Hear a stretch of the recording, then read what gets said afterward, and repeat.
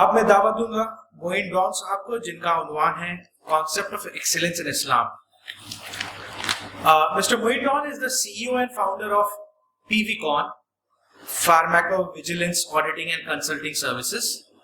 He is the recipient of Pharma Ratna 2016 Award for Lifetime Achievement and for his contribution to drug safety and PV in India. He has 40 plus years of experience with various MNCs like Sanofi, Aventis, Johnson & Johnson. He is closely associated with Government of India's National Pharmacovigilance Program. In addition, he is steering committee member of DIA India. That was on the professional side. On the social side, Mr. Moin Don is the secretary of WeCare Charitable Medical Center and vice president of trust that runs 2 primary schools in slums of Kalyan. He has also done extensive study on the Holy Quran, and you may have seen his Quranic talks on YouTube and Twitter on the Al-Hikmah TV channel. Alhamdulillah. Alhamdulillah nahmaduhu wa nasta'inuhu wa nastaghfiruhu wa nu'minu bihi wa natawakkalu alayhi wa na'udzu billahi min shururi anfusina wa min sayyiati a'malina man yahdihillahu fala mudilla lahu wa man yudlil fala hadiya lahu wa ashhadu an la ilaha illallah wahdahu la sharika lahu wa ashhadu anna Muhammadan abduhu wa rasuluhu. قال الله تبارك وتعالى في القرآن المجيد والفرقان الحميد أعوذ بالله من الشيطان الرجيم بسم الله الرحمن الرحيم واحسنوا إن الله يحب المحسنين. وقال الله تبارك وتعالى في القرآن المجيد في سورة الآخر وإما من ينفع الناس فيمكث في الأرض. صدق اللہ العظیم. رب اشرح لي صدری ويسر لي امری واحلل عقدۃ من لسانی یفقهوا قولی. السلام علیکم ورحمۃ اللہ وبرکاتہ. بقول علامہ اقبال کے میں زہر حلاحل کو کبھی کہہ نہ سکا فن. ایک سکے کا ایک رخ تھا جو عبد الرحمن صاحب نے آپ لوگوں کے سامنے پیش کیا، اور سکے کا ایک دوسرا رخ ہے جو میں آپ لوگوں کے سامنے انشاءاللہ رکھنے کی کوشش کروں گا. اللہ تعالیٰ قرآن مجید میں سورہ رعد میں فرماتا ہے ان اللہ لا یغیر ما بقوم حتی یغیروا ما بانفسہم. اس بات کو آپ سمجھ لیجیے بھائی، ہم کو کسی سچر کمیٹی کی سفارش کی ضرورت نہیں. قرآن امتوں کے عروج اور زوال کا فلسفہ پیش کرتا ہے، اور اگر اس فلسفے پر ہماری نظر ہو تو سب سے پہلی بات یہ ہے کہ آج یہ امت مسلمہ اس پوزیشن میں نہیں ہوتی جس پوزیشن میں آج یہ امت مسلمہ ہے. اللہ کے رسول صلی اللہ علیہ وسلم نے بہت سمپل انداز میں کہا،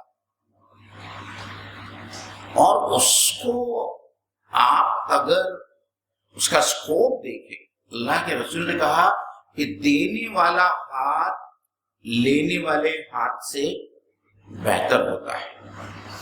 اور آج پوری امت کی یہ حالت ہے کہ ہم صرف ایک ہاتھ نہیں، 2 ہاتھ نہیں، پورا کشکول اور پورا دامن ایسا پھیلا کر لوگوں سے جو ہے، دوسرے لوگوں سے ہم بھیک مانگ رہے ہیں.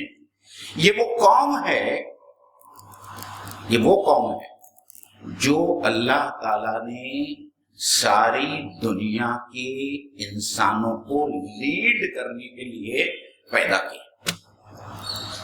جو علامہ اقبال نے جو کہا تھا سبق پہ تھرڈ، عدالت کا، صداقت کا، شجاعت کا لیا جائے گا تجھ سے کام دنیا کی امامت کا. میں نے جو آیت آپ لوگوں کے سامنے سب سے پہلے پڑھ کر سنائی،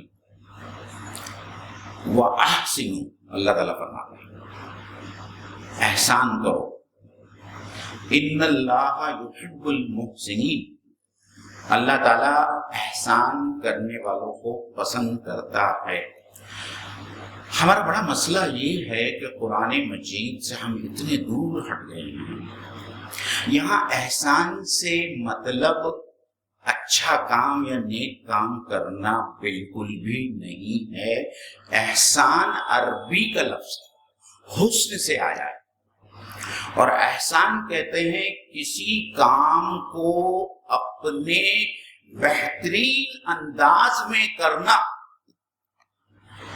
آج کل ہم جو کارپوریٹ میں کام کرتے ہیں پتا ہوگا کہ بہت بار ایکسلنس ورکشاپ کنڈکٹ کیے جاتے ہیں. How to be excellent in your domain, how to perform excellently in your job. تو یہاں جو احسان کا لفظ قرآن مجید میں میرے خیال سے 2 یا 3 سے زائد مقامات پہ اللہ تعالیٰ کہتا ہے کہ میں اچھے طریقے سے بہترین طریقے پر کام کرنے والوں کو پسند کرتا ہوں. میں ایک ہوا میں کوئی بات نہیں کر رہا ہوں, میرے پاس اس کے لیے دلائل. سب سے پہلے تو آپ اس حدیث کی طرف جائیے جس کو سب لوگ حدیث جبرائیل کے نام سے جانتے ہیں. حدیث جبرائیل میں حضرت جبرائیل علیہ السلام اللہ کے رسول صلی اللہ علیہ وسلم سے کچھ سوالات کرتے ہیں. وہ سوالات جوابات کے ذریعے ہم کو کچھ سکھایا گیا.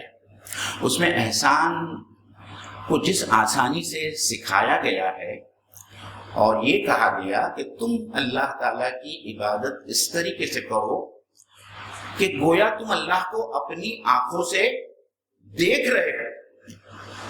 اگر یہ کیفیت نہیں آ سکتی ہے تو کم از کم اس کیفیت کے ساتھ میں نماز پڑھو کہ اللہ تعالیٰ تم کو دیکھ رہا ہے.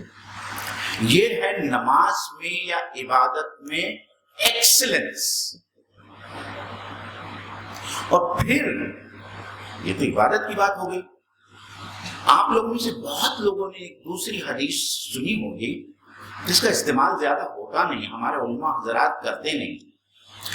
اللہ کے رسول صلی اللہ علیہ وسلم نے فرمایا کہ جب تم ذبیحہ کرو تو جانور پر احسان کرو. کیا فرمایا؟ جب تم ذبیحہ کرو تو جانوروں پر احسان کرو, اور وہ اس طریقے سے کہ ذبیحے سے پہلے اپنا آلہ تیز کر لیا کرو تاکہ جانور کو ذبیحے کے وقت زیادہ تکلیف نہ ہو.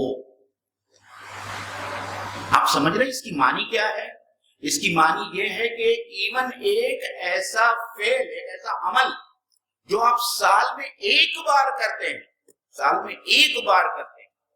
اس عمل کو بھی کرنے کے لیے اللہ کے رسول صلی اللہ علیہ وسلم نے ہم کو اس بات کی تلقین کی ہے کہ اس کو بہترین طریقے پر جو ہے ہم کو کرنا, بہترین ایکسلنٹ انداز میں ہم کو کرنا. اور آج جو ہماری امت کا حال ہے, ہماری پوری امت جو ہے وہ میڈیوکریٹی کا شکار ہے.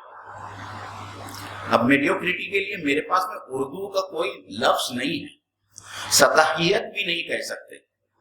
میڈیوکریٹی یعنی ناکارگی, ناکارہ کوئی چیز ہے, میڈیوکر ہے مطلب یہ ناکارہ ہے. بھائی صاحب نے جو کہا وہ میں اس سے کلیتاً انکار نہیں کرتا, لیکن میں آپ لوگوں سے یہ سوال کرنا چاہتا ہوں کہ why you want to be the run of the mill type of people. تم جب انٹرویو میں جاؤ تو تم دوسرے لوگوں کے طرح کیوں ہو؟ You should be the face in the crowd. جو سلیکٹ کرنے والا کہے کہ میں اس شخص کو, اس آدمی کو سلیکٹ کرنا چاہتا ہوں, وہ کہ اس کا نام معظم نائک. ہمیں وہ قابلیت پیدا کرنی ہوگی, اور یہی میسج ہے اس آیت کا کہ اللہ تعالی بہترین انداز میں کام کرنے والوں کو پسند کرے. وہ چاہے کوئی بھی کام ہو, چاہے آپ نماز پڑھ رہے ہو, چاہے آپ اپنے آفس کا کام کر رہے ہو, چاہے آپ اپنی بیوی سے معاملہ کر رہے ہو, چاہے آپ اپنے پڑوسی سے معاملہ کر رہے ہو, آپ کے ہر کام میں انہوں نے کہا نا کہ وہ جو ہیومن فیس, وہ ہیومینٹی والا فیس, وہ ایکسلنس, تمہارے گفتار میں، تمہارے کردار میں، تمہارے عمل میں وہ ایکسلنس سامنے نظر آنا چاہیے لوگوں کو، تب جا کر ہمارے حالات تبدیل ہوں گے، اس وقت تک ہمارے حالات تبدیل نہیں ہوں گے۔ عزیزان گرامی، میں جب بھی یہ ایکسلنس کا، جب میں نے اور بھی کئی جگہ پہ ایکسلنس کے اوپر بات کی، تو مجھے وہ جاپان کی ایک مثال میں آپ لوگوں کے سامنے دہراؤں گا۔ بڑی پیاری مثال ہے کہ دیکھیے ایکسلنس کا کوئی حد نہیں، the limit is the sky، آدمی کہاں تک جا سکتا ہے۔ آپ کو پتا ہے کہ جاپان میں سب سے زیادہ قیمتی چیز کیا ہے؟ کیا چیز کی سب سے کمی ہے؟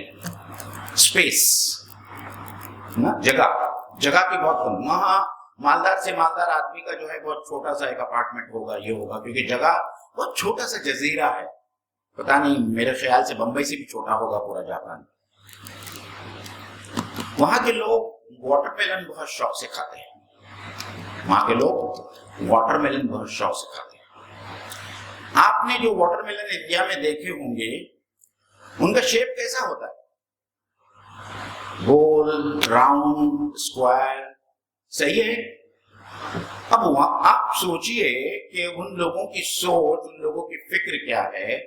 انہوں نے سوچا کہ ایک جگہ میں زیادہ سے زیادہ واٹر میلن اگر ہم کو سیو کرنا ہے یا اسٹور کرنا ہے، تو ظاہری بات ہے کہ کلنگڑ یا واٹر میلن کے بیچ میں جو انٹر اسپیسز ہوتے ہیں، اتنی جگہ کیا ہو جائے گی؟ ویسٹ ہو جائے گی۔ صحیح بات ہے نا؟ تو وہاں کے کاشتکاروں نے، وہاں کے فارمرز نے اپنا دماغ لگایا، اور آج جا کے آپ گوگل کے اوپر صرف ٹائپ کیجئے the square watermelons in Japan۔ آج جاپان کے کاشتکار چوکونی واٹر میلن پیدا کر رہے ہیں، اور یہ واٹر میلن کی کاسٹ عام واٹر میلن کے مقابلے میں دوگنی ہے۔ اور وہ کیسا کرتے ہیں؟ جب یہ پھل چھوٹا ہوتا ہے، اسی وقت اس کو ایک چوکونی مولڈ کے اندر وہ یہ کر دیتے ہیں، اور جیسے جیسے وہ بڑھتا جاتا ہے وہ اپنے مولڈ کی شکل لیتا ہے، یہاں تک کہ اتنا بڑا جو ہے، ہمارے عام طور پہ بیٹھنے کے لیے جو ہم حماموں میں اپنا جو استعمال کرتے ہیں، اس قسم کا واٹر میلن بنتا ہے۔ یہ کسی نے نہیں بتایا، یہ جو ہے ایکسیلنس ان پرفارمنس، اپنی سوچ میں ایکسیلنس، کہ ہم کس طریقے سے دوسرے لوگوں کے اوپر سبقت لے جائے، یہ جاپان کی مثال ہے۔ اور آپ کو جاپان کی مثال جب مجھے یاد آئی تو مجھے یہ کہنے دیجیے، آپ کو یہ سن کر بہت حیرانی ہوگی کہ صرف ٹوکیو شہر میں آپ کو معلوم ہے کہ کتنی یونیورسٹیز ہیں؟ ٹوکیو شہر میں کتنی یونیورسٹیز ہوں گی آپ کے خیال سے؟ 10، 12، 15، 20، 100، 200، کتنی یونیورسٹیز ہوں گی؟ ٹوکیو میں 1000 یونیورسٹیز، 1000 یونیورسٹیز، جس میں زیادہ تر یونیورسٹیز سب انٹرنیشنل لیول کے سٹینڈرڈ کے ہیں، اور ہمارے 55 مسلم ممالک میں سب ملا کر تقریباً 500 سے 600 یونیورسٹیز ہیں۔ آپ سوچئے، ہم شکوا کر رہے ہیں نا، تو پہلے ہم اپنے آپ کو دیکھیں، اپنے گریبان میں دیکھیں، جھانک کر دیکھیں کہ ایک اکیلے ٹوکیو میں 1000 یونیورسٹیز ہے، اور تمام مسلم ممالک یعنی 52 سے زیادہ مسلم ممالک ہے، اس میں 500 سے 600 یونیورسٹیز ہے، اور اس میں سے بہت کم یونیورسٹیز ہے جو ورلڈ کے ٹاپ 100 یونیورسٹیز میں اس کا شمار ہوتا ہے۔ اور یہ حالت اس قوم کی ہے، اس ملت کی ہے، جس کے نبی کو سب سے پہلے نہ نماز کا حکم دیا گیا، نہ روزے کا حکم دیا گیا، نہ زکوٰۃ کا حکم دیا گیا۔ ایک نبی جس کو ہم کہتے ہیں نبی امی صلی اللہ علیہ وسلم، ان کو جو پہلی وحی نازل ہوئی وہ کاہے کی نازل ہوئی؟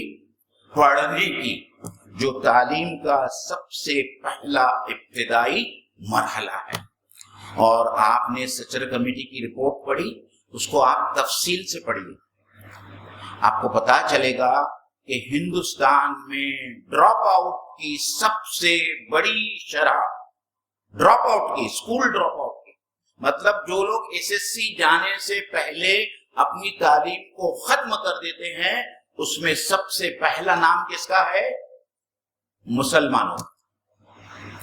اعلیٰ تعلیم کے لیے جانے والوں میں سب سے نیچے، صرف میرے خیال سے، اب مجھے یاد نہیں، وہ سچر کمیٹی کی رپورٹ بہت پہلے میں نے کہیں پڑھی تھی، اب میں آپ کی کتاب ضرور پڑھوں گا، تقریباً 6 سے 7% مسلمان کالجز میں داخلہ لیتے ہیں، 6 سے 7% مسلمان کالجز میں داخلہ لیتے ہیں۔ پھر کہاں سے آئیں گے IAS آفیسرز؟ کہاں سے آئیں گے UPSC میں پاس ہونے والے بچے؟ کہاں بنیں گے ہمارے مسلمان کمشنر، کلیکٹر؟ کہاں بنیں گے؟ کیا صرف ہم اس بات کی شکایت کرتے رہیں کہ ڈسکریمنیشن کی وجہ سے جو ہے ہم کلیکٹر نہیں بن پا رہے ہیں، ہم وکیل نہیں بن پا رہے ہیں، ہم کمشنر نہیں بن پا رہے ہیں؟ یہ ابھی ریسنٹلی جو یہ کالجیم کی جو لسٹ آئی، سپریم کورٹ کے کالجیم کی لسٹ آئی، سپریم کورٹ کی ایک لسٹ ہوتی ہے جس میں سینئر موسٹ اور قابل ترین ججز کے نام ہوتے ہیں، اور چیف جسٹس آف انڈیا جو ہے وہیں سے ایک آدمی کو پروموٹ کیا جاتا ہے۔ آپ کو سن کر تعجب ہوگا کہ اس کالجیم میں صرف ایک مسلم جج کا نام ہے، 5 OBC کے ہیں، 6 شیڈیول ٹرائبس کے ہیں، 4 عورتیں ہیں، اور صرف ایک مسلم ہے جو اس کالجیم میں اس کا نام ہے اور ملتا ہے۔ تو عزیزان گرامی، یہ جو چلتا ہے کا جو رویہ ہے نا ہمارے پاس میں، چلتا ہے، بس چلتا ہے، کام میں بھی چلتا ہے، نماز میں بھی چلتا ہے، پروفیشن میں بھی چلتا ہے۔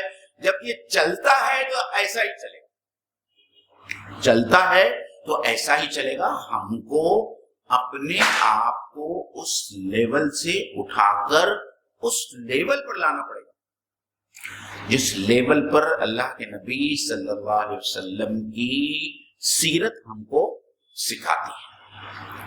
ہر کام، چاہے آپ جناب ہو، چاہے آپ ٹیچر ہو، چاہے آپ خطیب ہو، چاہے آپ امام ہو، چاہے آپ نمازی ہو، چاہے آپ پڑوسی ہو، ہر کام میں جو ہے ہم کو وہ ایکسلنس لانا پڑے گا کہ out of the crowd your face will be picked up کہ this is the candidate whom I would like to hire، یہ کینڈیڈیٹ ہے جس کو میں جو ہے ہائر کرنا چاہوں گا۔ اور بہت بڑی بات جو قرآن مجید نے قوموں کے عروج اور فلسفے کے سلسلے میں بہت ساری باتیں ہیں، جو ایک آیت جو میں نے سورہ رات کی آپ لوگوں کے سامنے سنائی، اس آیت کا مطلب آپ سمجھ لیجیے۔ دنیا کی کوئی طاقت اگر اس آیت کا مطلب آپ نے سمجھ لیا، اللہ تعالیٰ کہتا ہے وَأَمَّا مَن يَنفَعُ النَّاسِ، جو لوگوں کے بھلائی اور فائدے کا کام کرے گا، فَيَمْكُثُ فِي الْأَرْضِ، اللہ تعالیٰ اس قوم کو، اس گروہ کو، اس جماعت کو، اس شخص کو اس زمین میں قرار دے گا، ٹھہرا دے گا، بسا دے گا۔ ہم دوسرے لوگوں کے مسائل کے اوپر اگر ہم ان کے ساتھ میں نہیں ہیں تو ہاؤ ڈو یو ایکسپیکٹ کہ وہ ہمارے مسائل میں ہمارے ساتھ کھڑے ہوں گے؟ آپ سیرت کی کتابیں اٹھا کے دیکھیے، اللہ کے رسول نے تو انسانیت کی بیسس پر جو ہے جو بھی کام کیا وہ صرف اور صرف انسانیت کی بیسس پہ کام کیا، اور ہم کو وہ سیرت کا جو بھولا ہوا سبق جو ہے وہ ہم کو یاد کرنا ہے۔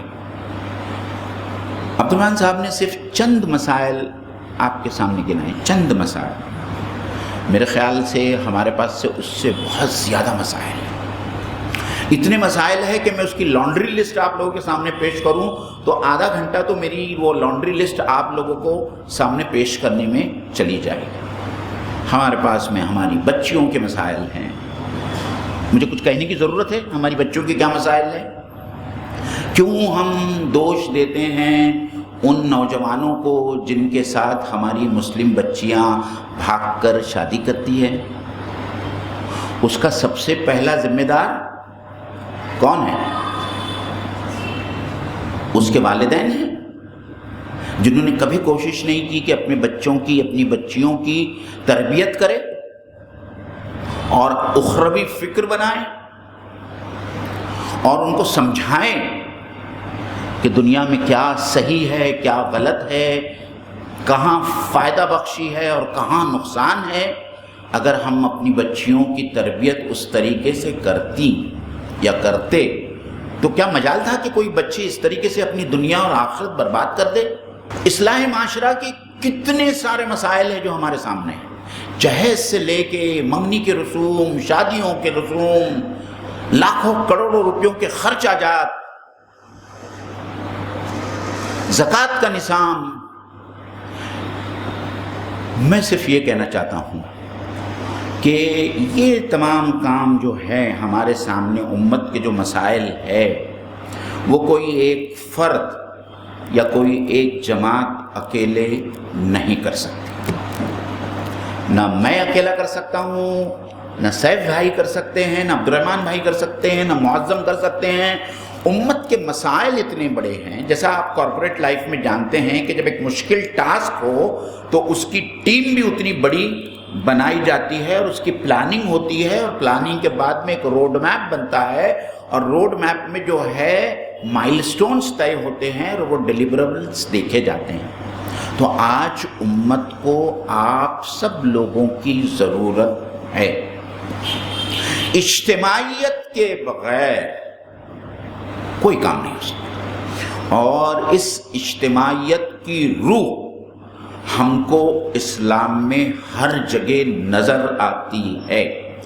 آپ کو نماز پڑھنا ہے تو جماعت کے ساتھ پڑھنا ہے، آپ کو روزہ رکھنا ہے تو رمضان میں سب کو ایک ساتھ روزہ رکھنا ہے، آپ کو حج کرنا ہے تو ذی الحج کے مہینے میں سب کے ساتھ جا کر حج کرنا ہے، آپ کو زکوٰۃ دینا ہے تو آپ کو بیت المال بنانا ہے اور بیت المال میں اپنی زکوٰۃ دینا ہے. اور اجتماعیت کے بغیر اسلام کے اوپر عمل کرنا جو ہے تقریباً ناممکن بات ہے. حضرت عمر رضی اللہ تعالیٰ عنہ نے بہت پیاری بات کہی، لا اسلام الا بالجماعت، کہ جماعت کے بغیر اسلام ممکن نہیں ہے. ابھی آپ کو یہ سوچنا پڑے گا کہ آپ کی ترجیحات کیا ہے. آپ پروفیشنل سے سب ماشاءاللہ، آپ لوگ اپنا صرف کریئر بنانا چاہتے ہیں. دیکھیے، جب میں اجتماعیت کی بات کر رہا ہوں اور جماعت کی بات کر رہا ہوں تو اللہ تعالیٰ نے مختلف صلاحیتیں اور مختلف جو ہے اللہ تعالیٰ نے نعمتوں سے ہر انسان کو نوازا. جو وقت دے سکتا ہے وہ وقت دے، جو بول سکتا ہے وہ بولے، جو لکھ سکتا ہے وہ لکھے، جو آئی ٹی میں جو ہے پروموشن جو بنا سکتا ہے وہ پروموشنل مٹیریل بنائیں. جس کے پاس میں اللہ تعالیٰ نے پیسہ دیا ہے وہ پیسہ دے. لیکن آپ کو ترجیحات طے کرنا ہوگی.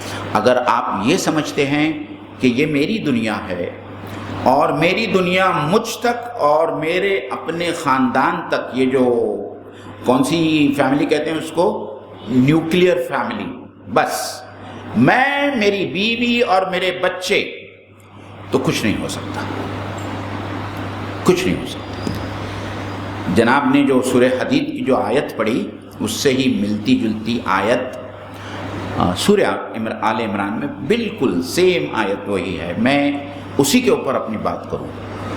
اللہ تعالیٰ قرآن مجید میں ہم سب سے مخاطب ہو کر کہتا ہے، پتہ نہیں آپ لوگوں نے کتنے لوگوں نے اس آیت کو پڑھا اور سمجھا، وَسَارِعُوا إِلَى مَغْفِرَةٍ مِّن رَّبِّكُمْ وَجَنَّةٍ أَرْضُهَا السَّمَاوَاتِ وَالْأَرْضُ أُعِدَّتْ لِلْمُتَّقِينَ۔ کیا کہا اللہ نے؟ اللہ نے کہا کہ بھاگو، دوڑو، کوشش کرو، کس چیز کے لیے؟ اِلَى مَغْفِرَةٍ مِّن رَّبِّكُمْ، تمہارے رب کی مغفرت کی طرف، وَجَنَّةٍ عَرْضُهَا السَّمَاوَاتِ وَالْأَرْضُ، اور اس جنت کی طرف جس کی چوڑائی، لمبائی نہیں، لمبائی عام طور پر زیادہ ہوتی ہے نا، اللہ نے کہا کہ اس جنت کی چوڑائی آسمانوں اور زمین کے اتنی ہے، اُعِدَّتْ لِلْمُتَّقِينَ، جو اللہ تعالیٰ نے تیار رکھی ہے متقی لوگوں کے لیے۔ تو ہم میں سے کون بیوقوف ہوگا جو خالی اس 60 سال 70 سال کی زندگی کے لیے اور اس زندگی کے اسٹینڈرڈ کو بڑھانے کے لیے ہم دن رات اپنا کھپا دیں، دن رات اپنی لگا دیں اور کولو کے بیل کی طرح جو ہے گھومتے رہیں، صبح 8 بجے سے لے کے تو رات کے 12 بجے تک۔ میں ہمارے ینگسٹرز کو دیکھتا ہوں لاک ڈاؤن میں وہ کس طریقے سے کام کر رہے ہیں، ان کی کوئی فیملی لائف باقی نہیں ہے، سنیچر کو بھی کام کر رہے ہیں، اتوار کو بھی کام کر رہے ہیں، 12 بجے فون لے رہے ہیں، 11 بجے فون لے رہے ہیں، سب کس کے لیے؟ صرف یہ کارپوریٹ سلیوری جس کے ذریعے ہم اپنی اس زندگی کے سٹینڈرڈ کو اونچا کرنا چاہتے ہیں۔ اللہ اور اللہ کا رسول تم کو جنت کی طرف بلا رہا ہے اور اس کے لیے آپ کو اپنی ترجیحات بدلنی ہوگی۔ وہ جماعتیں جو اس ملت کے لیے کام کر رہی ہیں اور صرف کسی ایک نشست یا کسی ایک شعبے میں نہیں، دین حق کے جتنے شعبہ جات ہیں ان تمام شعبہ جات کو لے کر جو جماعتیں کام کر رہی ہیں انہیں افراد کی ضرورت ہے، انہیں آپ کی ضرورت ہے، آپ کی ضرورت ہے، آپ کی ضرورت ہے، آپ کی ضرورت ہے، اور جماعت آپ کی ضرورت ہے۔ آپ کو ان جماعتوں میں شامل ہو کر، اس جماعت میں شامل ہو کر اللہ کی رضا حاصل کرنا ہے۔ اللہ کے رسول صلی اللہ علیہ وسلم کے اس قول کے ساتھ میں اپنی بات کو ختم کروں گا کہ جو شخص جماعت سے ایک بالشت بھی دور ہوا، کیا فرمایا ہمارے نبی نے؟ جو شخص جماعت سے ایک بالشت بھی دور ہوا اس نے اسلام کا قلادہ اپنے گردن سے نکال کر پھینک دیا، یعنی وہ اسلام سے دور ہو گیا۔ تو بھی آپ سوچئے، آپ کے سامنے ایک بہت بڑا میں نے ایک رکھا ہے، نقشہ رکھا ہے، اور اس نقشے میں آپ کہاں فٹ ہوتے ہیں اور کس طریقے سے اللہ کے دین کی سربلندی کے لیے اور اس ملت، اس قوم کے ارتقاء اور اس قوم کی سربلندی کے لیے آپ کیا کچھ کر سکتے ہیں، یہ آپ کو ڈیسائیڈ کرنا ہے۔ اللہ تعالیٰ سے میں یہی دعا کرتا ہوں کہ اللہ تعالیٰ ہم سب کو بولنے اور سننے سے زیادہ جو ہے سمجھنے اور اس پر عمل کرنے کی توفیق عطا فرمائیں۔ وآخر دعوانا ان الحمد للہ رب العالمین۔ السلام علیکم ورحمۃ اللہ وبرکاتہ۔